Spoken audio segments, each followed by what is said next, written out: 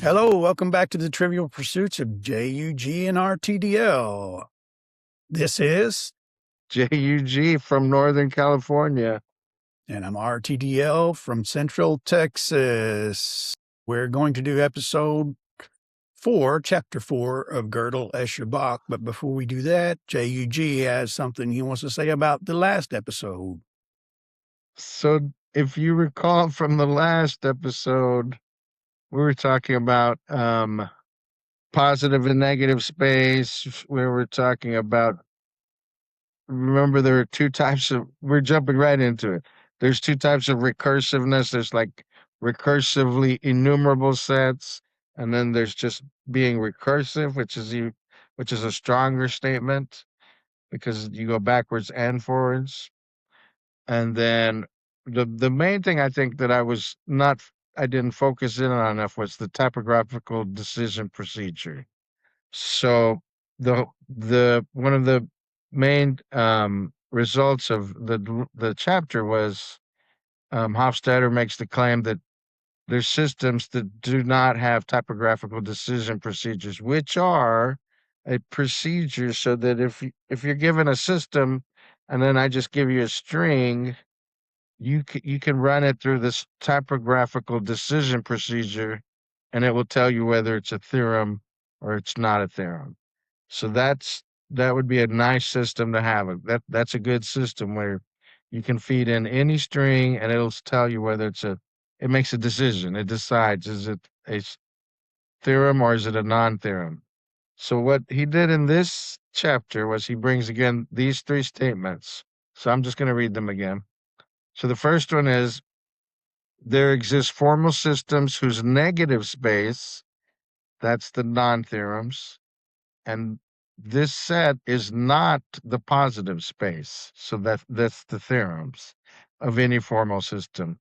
So that's, if you're thinking about, I was thinking about your drawing of, what's the drawing you did?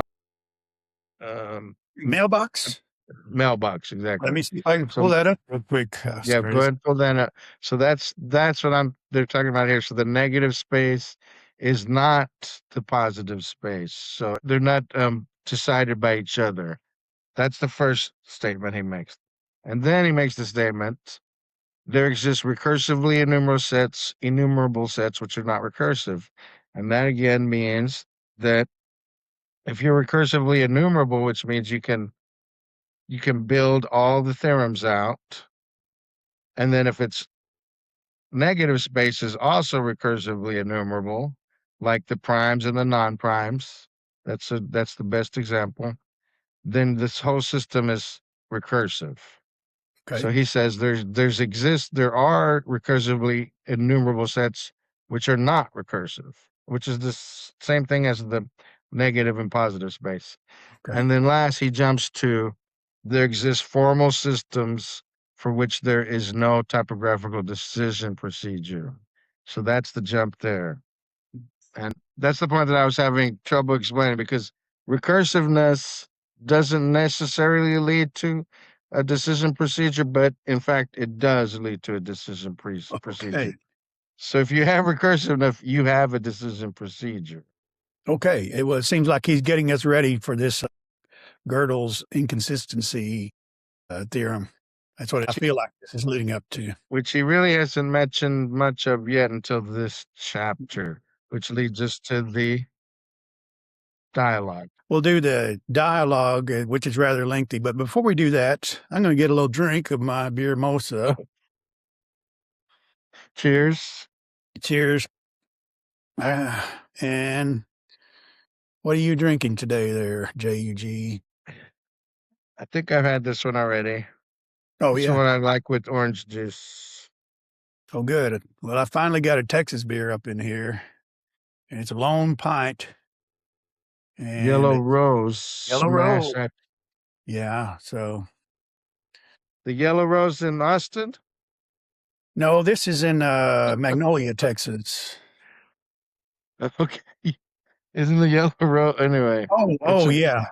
It's a place of disrepute. Ill repute. Drink. I'm drinking, well, just in honor of that, I'm drinking my beer mosa out of a dirty glass. So. All right. So let's get to this week's dialogue. Go ahead.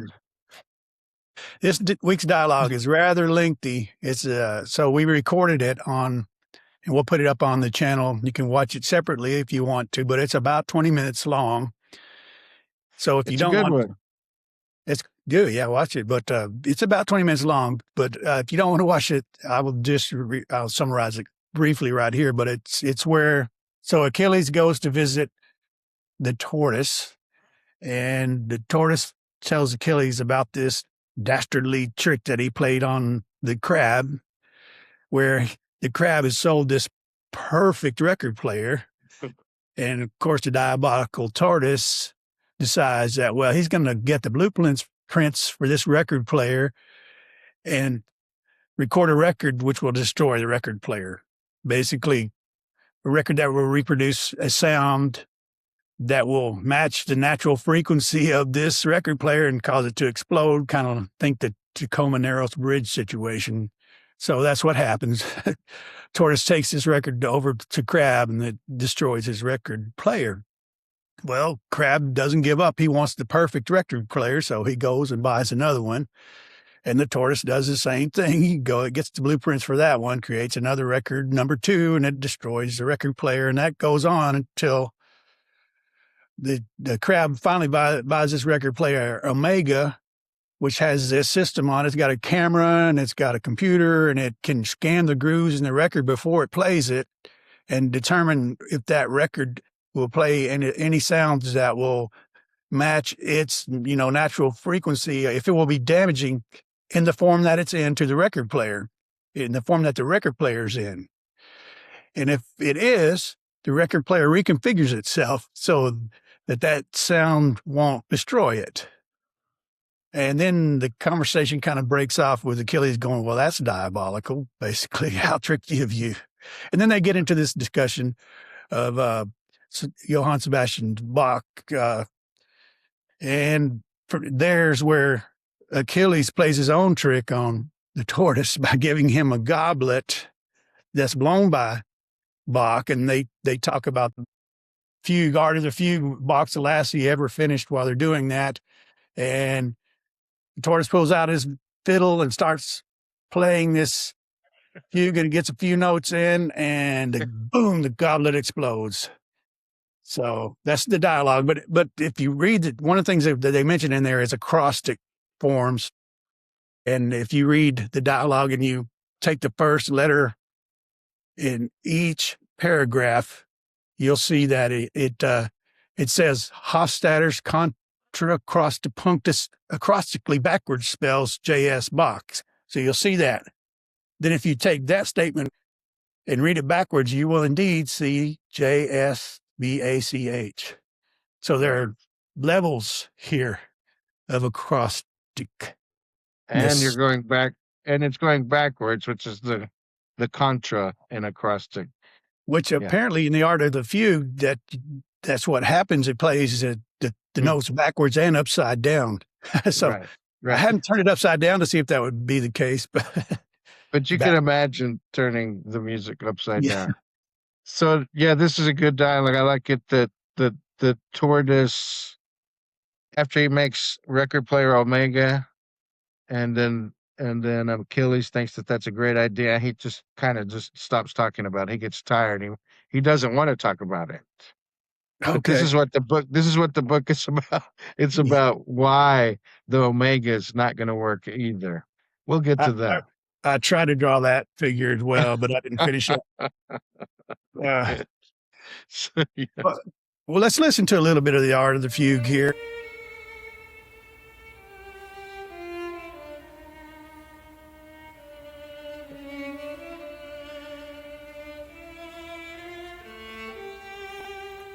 We can't play the whole thing, but it just abruptly breaks off at the end, and supposedly that's... And it spelled, and it made the sound Bach. B-A-C-H. Nice. It did, because H is a note. In German, they refer to our note B as H, right? So B is H and B flat is B. B, yeah. So it does spell Bach, but the reason it abruptly breaks off is because Bach died before he finished. So pretty sad. All right. That's So chapter 4 is consistency, completeness, and geometry. And this one is loaded with information, but not really any new formal systems to speak of other than variations. JUG. What is okay. explicit meaning? So when you're looking at if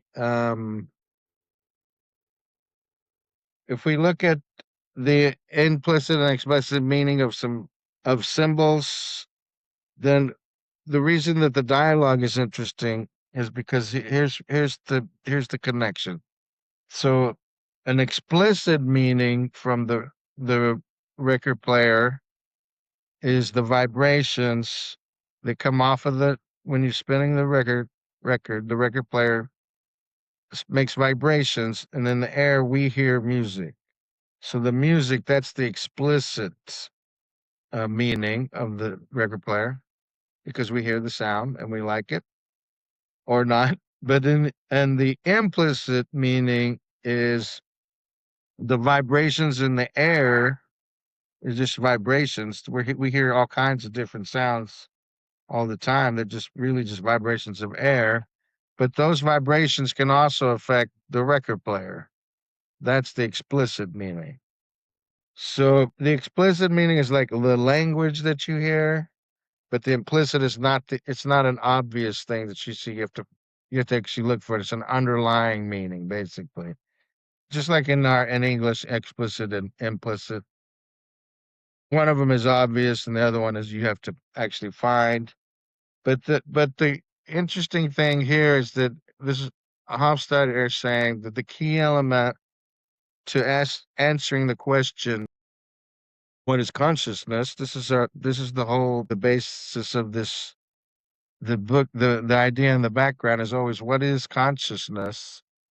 He says that it's unraveling these isomorphisms and the underlying meaning of each isomorphism. So the isomorphism is the meaning that we get from symbols, and then we want to see what are those underlining meanings? What are those implicit meanings, basically? Right.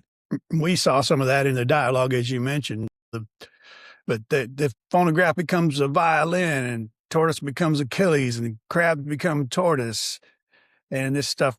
The plan of both of these guys backfire on two levels. Level one, the goblets and the records both break, right? Right. But the Tortoise's devilish method of exploiting implicit meaning to cause backfires. And so Right. there's a lot of this in this chapter. Contracrostipunctus' structure is isomorphic to the events it portrays, and therefore it's self-referencing. Now we're getting to the self-referencing. Exactly. That's the whole basic. And then he lists all of the ways that the dialogue actually is matching. There's a mapping. Remember, mappings are isomorphisms. If this is true, then this is true. And then if this is true, all of these things are true. So that's whenever I say it goes back and forth, they're basically the same thing, but in different forms. So you wanna say what the mapping is? I'll just put it up there. I can go through it. There are a lot of them, and you can read through the rest of them. But one of the ideas that Achilles actually mentioned to Tortoise in the dialogue was that, well, you could just get a low fidelity phonograph and couldn't reproduce the sound that would destroy it. But then the Tortoise was like, well, that wouldn't be a perfect record player, would it? But the other thing that is mentioned in that dialogue is the art of the fugue. That's Bach's last. And I think that's interesting when you played it. But Jesus, would you want to talk about that a little bit? Okay, so you remember we started the book starting with the fugues that he's making on a not a simple theme. Remember who's the guy that gives him the notes? Right. Frederick of Prussia, the King of Prussia. He gives him some notes that really aren't melodic. yet Bach makes a whole series of fugues and musical statements using that because he's really a genius. But in this one, it's called the Art of the Fugue. It's a simple melody, one that we all would enjoy. But then he makes each different next fugue is just more and more difficult. So he's just making them more and more musically challenging, basically. And in the end, he didn't make it to the end, unfortunately, but he does actually put his name in the last Contrapunctus. It's a really interesting story, actually. Yeah, he self-references it again with the theme of self-referencing. Yeah. Uh, It's so so that interesting that Hofstadter finds all these connections, but this and is really, it really is self-referencing into his death, basically. yes, and from there, that in this chapter we really leave the dialogue for a while, and we get into I guess, the meat of all of this, these ideas, and the first one being the problems that are caused by Gödel's result. And this is where the mathematicians that start out the 20th century thinking that axiomatic reasoning could explain everything. And of course, Gödel comes along in 1931 and kind of changes everything. And the truth transcends theoremhood leads to Correct. incompleteness. I don't know. I don't know if I understand that. Maybe you can help me out with that. Which I think it's a theme that is comes up when he's just talking about Euclidean geometry. Okay. So whenever the next thing he talks about is, well, he does talk about geometry, which we'll get to, but the idea is that once you leap to the getting rid of the fifth postulate in Euclid, then you open up yourself to whole brand new branches of mathematics, basically, which are useful in the real world, not only in mathematics but in the real world. The same thing with when Gödel came up with his theorem, it was like it was a shock because it seems like math is unstable, it's incomplete, it's not what we thought it was. But in reality, it just actually it just makes it a bigger field instead of like killing it, it makes it bigger.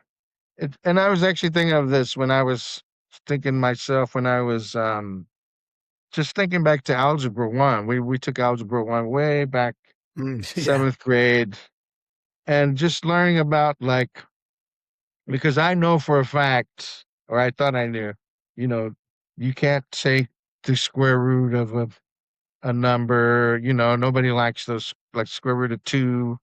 What is that really? Or you can't take the square root of a negative number. That's obvious. You can't do that.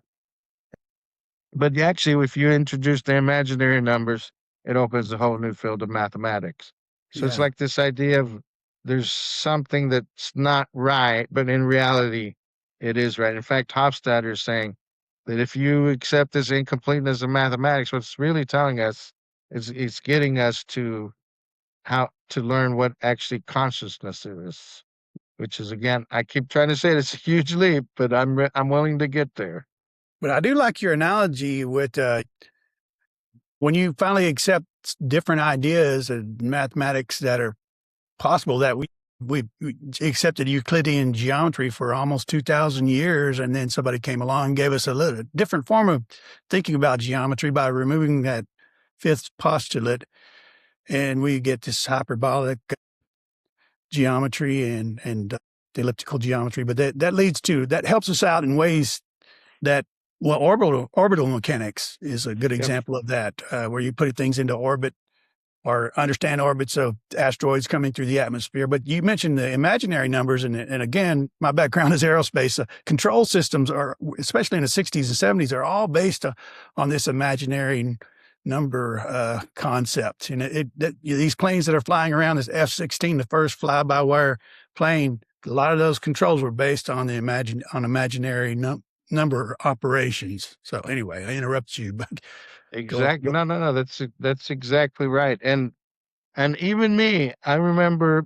So I talked about learning algebra one, but even I remember even when I was in graduate school, I didn't want to have anything to do with that crazy geometry out there.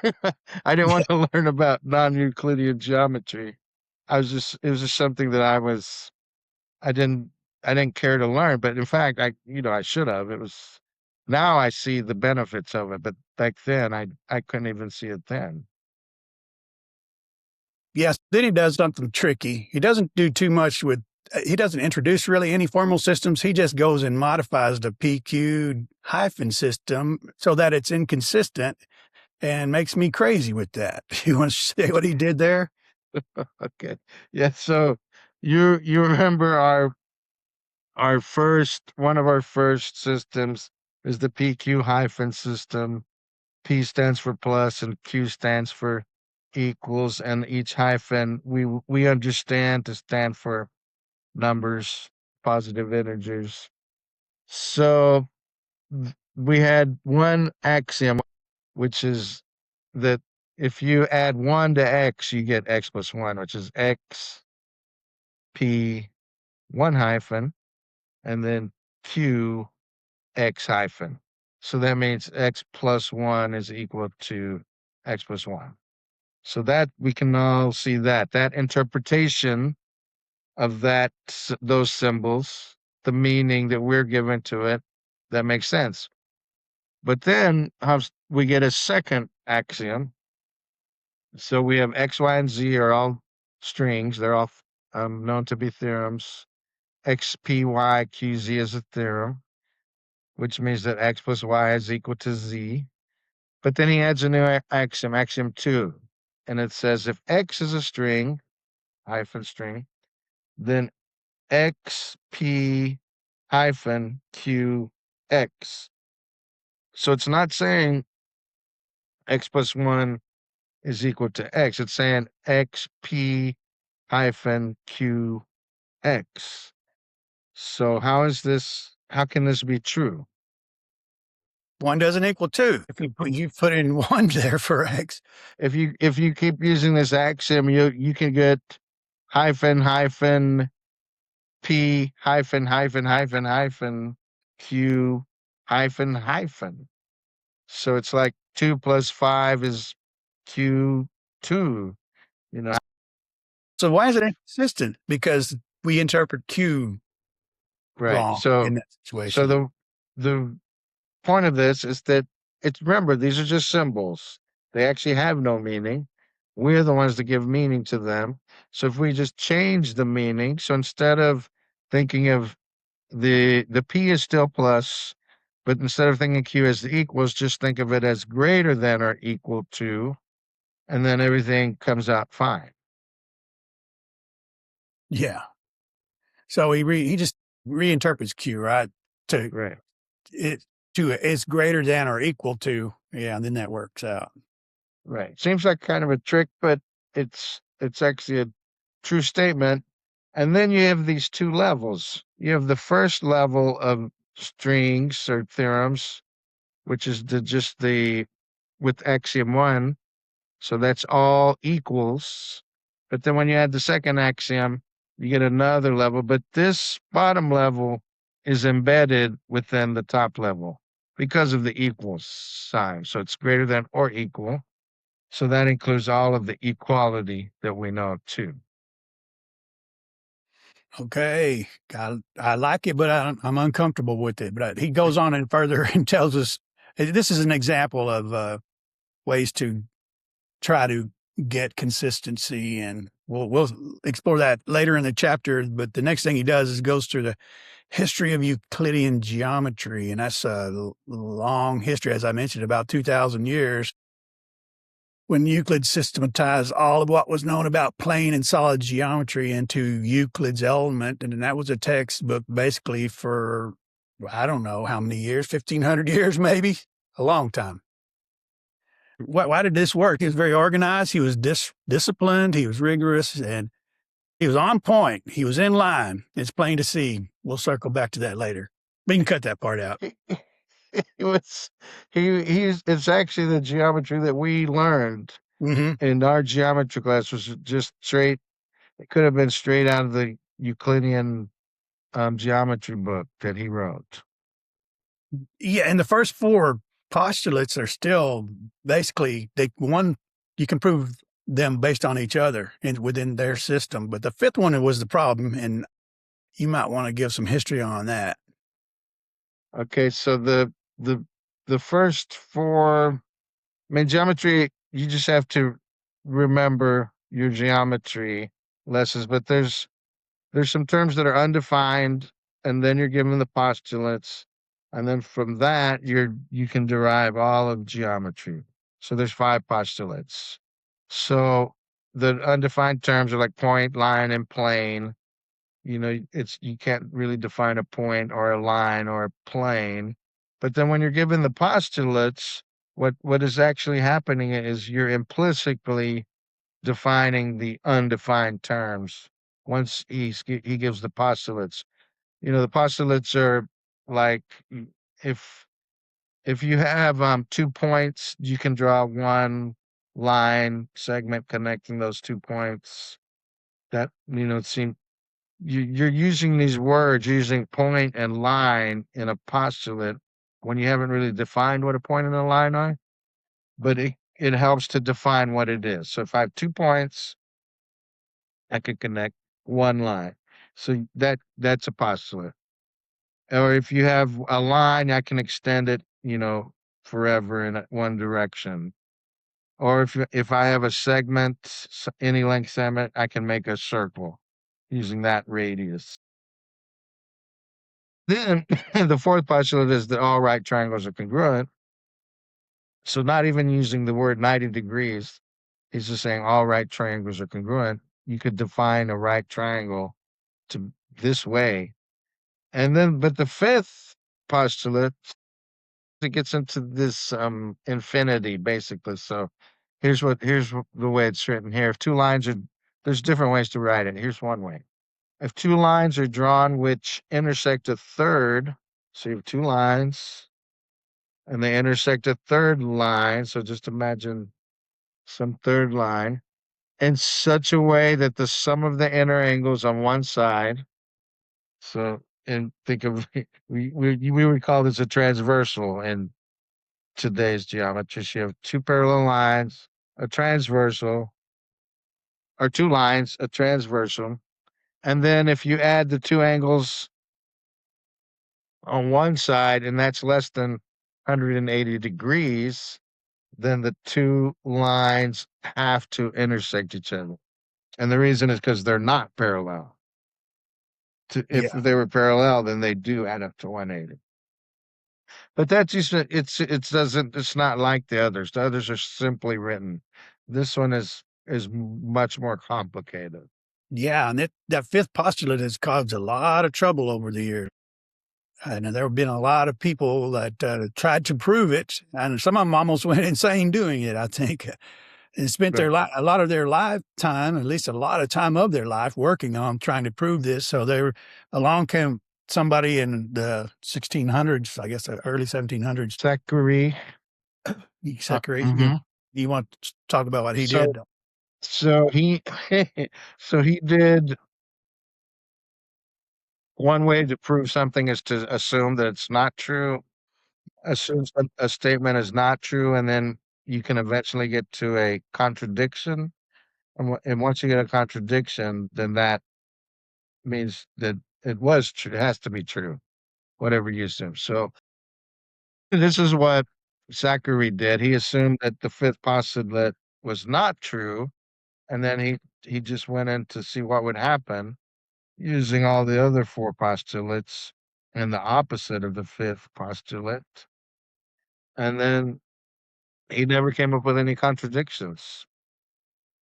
So that in that time, this was in the early 18th century, early 1700s, he could not accept that. He did all this great math work, but he put it aside because it wasn't Euclidean. I mean, it didn't make sense in the spatial world of his, so he just disregarded it. All right. And by 1823, they finally, 2 people at the same time, I believe, discover non-Euclidean geometry. So it becomes a thing. But Right. Zachary unknowingly had discovered hyperbolic geometry at the time. All right. Okay. Let's move on to undefined terms, the next bullet point. This is the parallel postulate, which you mentioned. Given any straight line or point not on it, there exists one and only one straight line which passes through that point and never intersects the first line, no matter how far they are extended. And actually, that what RTDL just said is exactly this. It's equivalent to what I was talking about, the parallel lines and the transversal and the angles. That statement is equivalent to this statement about, which I think this is the way most people learn it. If you have a line and a point, there's only one line that's parallel to this line going through that point. And that's in a plane. So we're in a plane. So that's the fifth postulate. Now, if you deny the fifth postulate, if you deny that the second line has to be parallel, you get elliptical geometry. So then what basically happens is, so the parallel lines are the ones that You started and ended at the same point, right? right. And there's an infinite number of Mm-hmm. And parallel the angles lines. don't have to add up to Right. 180 either. And you'll get theorems like in a triangle, the angles sum to greater than 180. Mm-hmm. And then in the other one, you get to sum of angles are less than 180. And they just come out to be true theorems in those systems, it's fine because it's consistent, which is basically what the whole point of this. I'm talking about Euclidean geometries. What's consistent? What is consistency? And what is Mm-hmm. compatibility, and Right. then what is like completeness. Completeness. We're finally getting around to that. I mean, I know we've touched on it, but I think here he's starting to set us up to understand it better.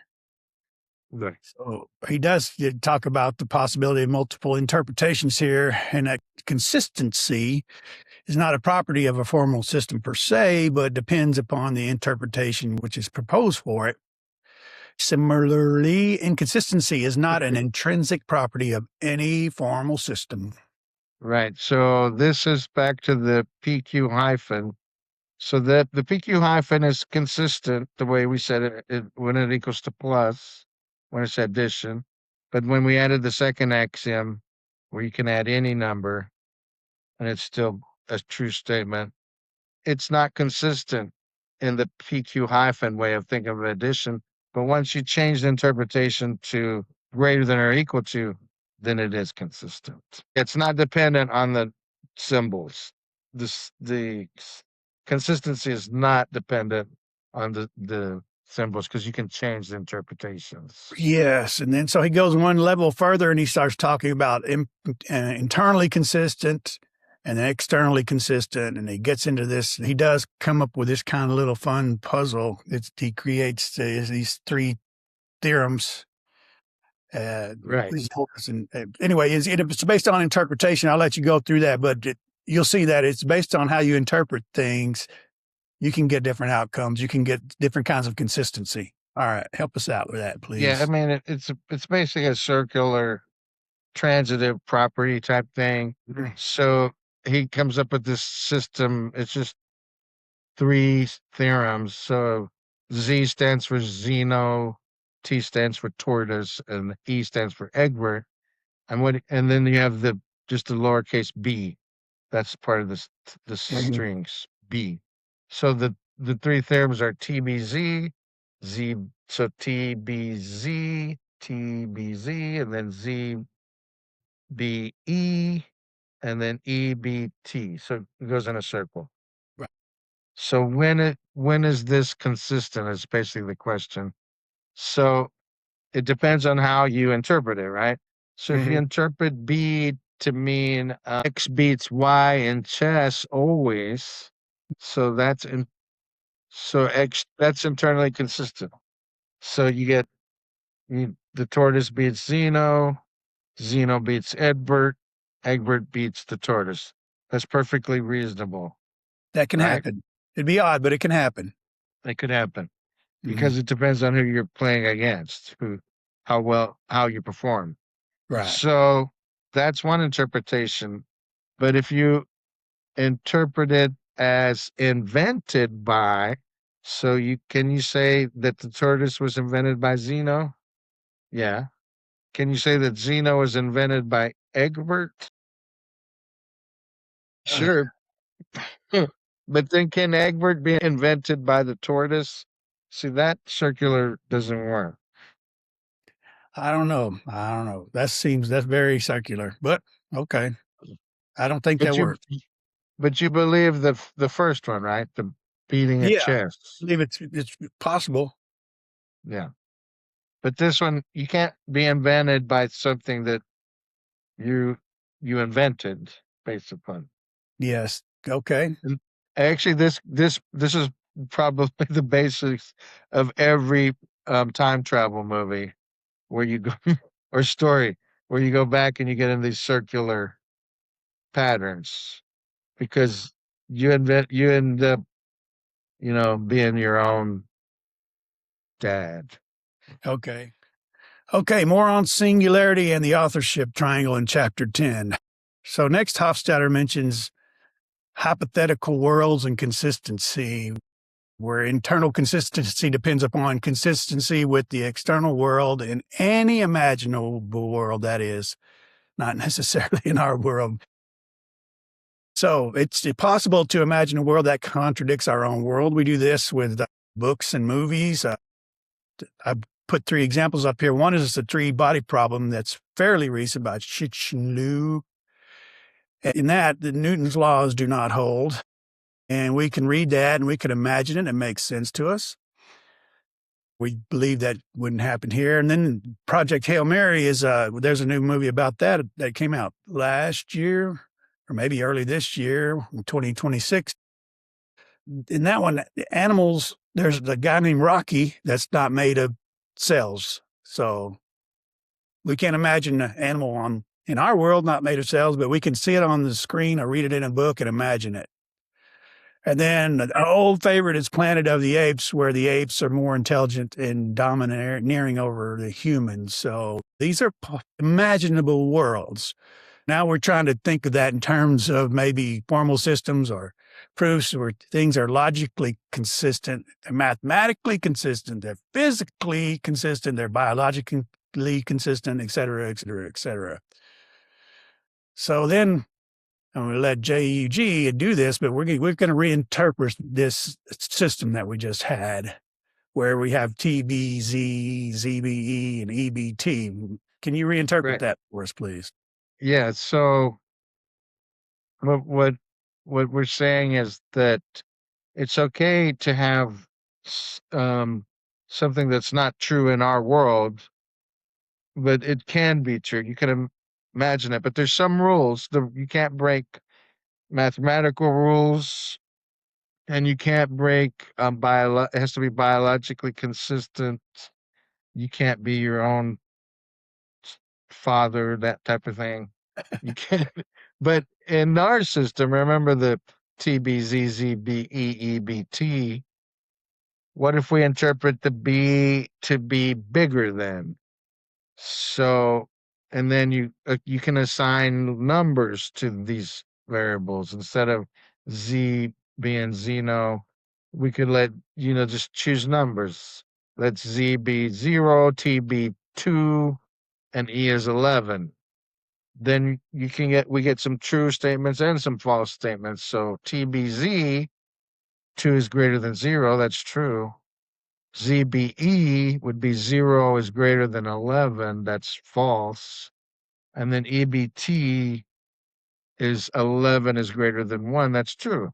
So we get two true statements and one false statement, but that's not consistent. That's inconsistent. All the theorems need to be interpreted to be true. So that's internal consistency.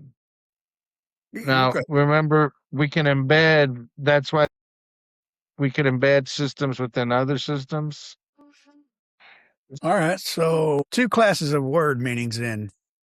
we got the fixed, the immutable class, and then we got undefined terms where their meanings are adjusted until the system becomes consistent, which you just did there.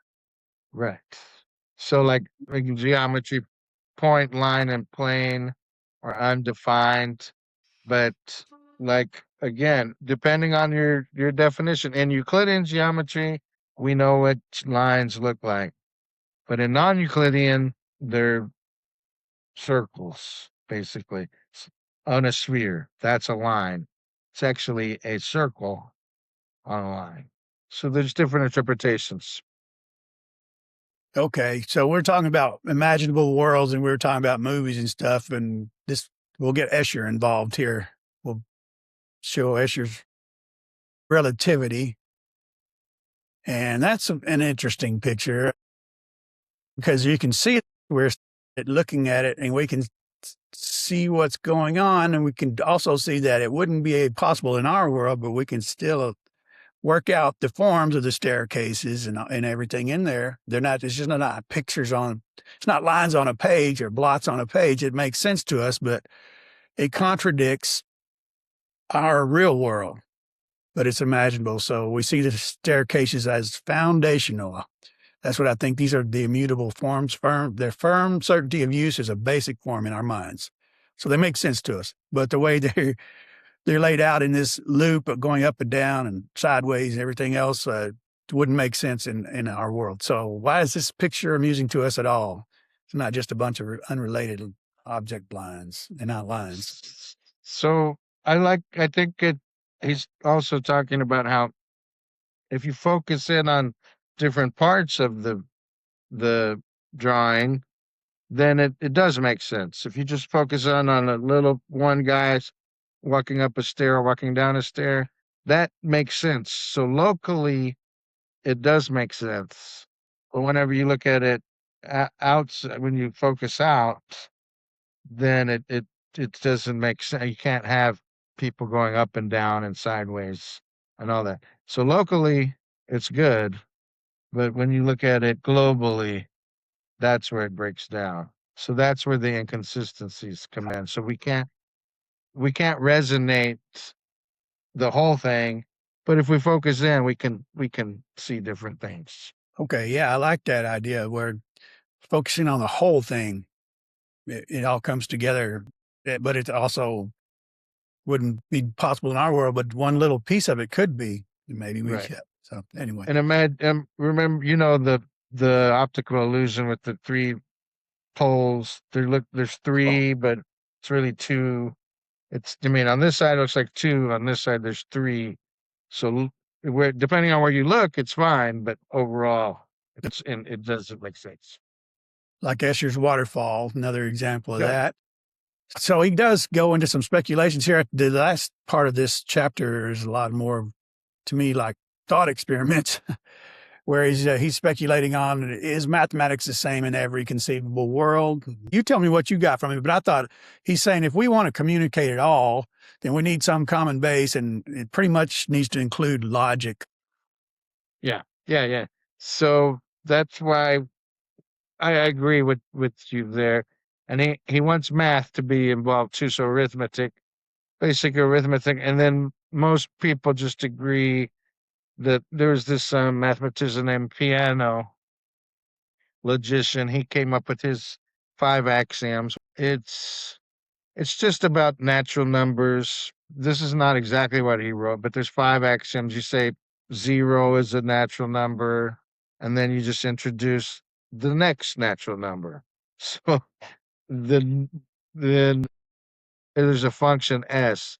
So if you take s of a number, you get the next number. Okay. So s of 0 is 1. S of 1 is 2. And then if you have 2 successive numbers that are equal to each other, then the previous numbers are equal to each other. Very basic math things. But from these 5 axioms, then you can build all of arithmetic. So it's like the 5 postulates, but in this case, you actually get to induction. So the 5th postulate is called the induction Okay. I've actually axiom. seen this one. It popped up on my feed recently. I downloaded an image of it, so I'll put that up here. Okay, good. Very, very Good. interesting. Yeah, so we're going to agree that all this for a system to be powerful enough, like remember the lo-fi phonographs Oh, yeah. versus the better ones. So we're not going to take any of the lo-fi ones. They're not strong enough because they probably could play records that it won't break them. But we need it to be strong enough. So we're going to say that to be strong enough, the piano's axioms have to hold. Okay. And he finally gets into consistency and completeness, and almost their isomorphisms of each other in a way. I read through this and I kept breaking it down. And basically, consistency is like when every theorem upon interpretation comes out true in some imaginable world. So theorems come out true, every one of them. Right. But completeness is just the opposite, really. So it's when all statements which are true in some imaginable world and which can be expressed as well-formed strings, that's important, of the system are theorems. So in this one, it's the truths lead to the theorems, as opposed to consistency, theorems lead to truth. Well, they're kind of pointing back at each other here. Is that how you understood it? Yeah, that's right. So you want to be consistent, which depends on our interpretation, means that every theorem is true. So that means in our PQ hyphen system, it's consistent because it just spits out a bunch of addition statements which are all true. And then even our new system with the greater than or equal to, it'll give out every theorem that comes out is true. That's Hmm. consistency. Okay. And then completeness is if I have a theorem, I know this is a theorem, can I get it using this system? And if you can for every theorem, then that's completeness. So PQ hyphen is complete because you can produce every addition statement, which is two. You're just adding two numbers at a time, but you can produce any statement in mathematics using the PQ hyphen. Yeah, So it's any complete. addition of two numbers, but if you try to Right. add three numbers, then you can get some ridiculous No. strings. They're not well formed.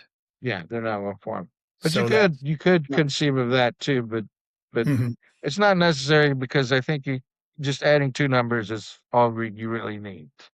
So the consistency and completeness breaks down. You'd have to come up with a new formal system, or at least change that formal system to get it Yeah, to oh be yeah. complete. If you want to add three numbers, yeah, you'd have to change. Yeah. And he ends with this the ending to me was really good of this chapter because he goes back to the dialogue. So the question is ca- to so you have the phonograph Omega, which can play any record, right? Because this one has a camera. It'll it reads the record before it plays it. So then if it's safe, it'll just play it. If it's not safe, it'll change the whole phonograph fix system so that it won't break and then it can play it. So there's that. You can play any record on this, but then you can also make a record which can destroy the record player, right? Mhm. So you can always make a record that can destroy the record player, but this record player can play every record. So in order to test these, you have the record player. I have the record. So the question is, how can I test your record player without using my record? You just play another record and see if it works. And then I'll play mine on a record, some other record player. This record destroys all record players. So then if I put it on the record player, it'll destroy it. I mean, that's how we test it. Now Mhm. the question is, what if we test both of them and they're both true? What if they both are really? This one is indestructible, and this one destroys everything. What happens then? Yeah, well, this figure, the record player vibrates apart. So that's how he started. The dialogue actually started and that's Yeah. maybe the way we should just end right here. For each record player, there's a record which it cannot play.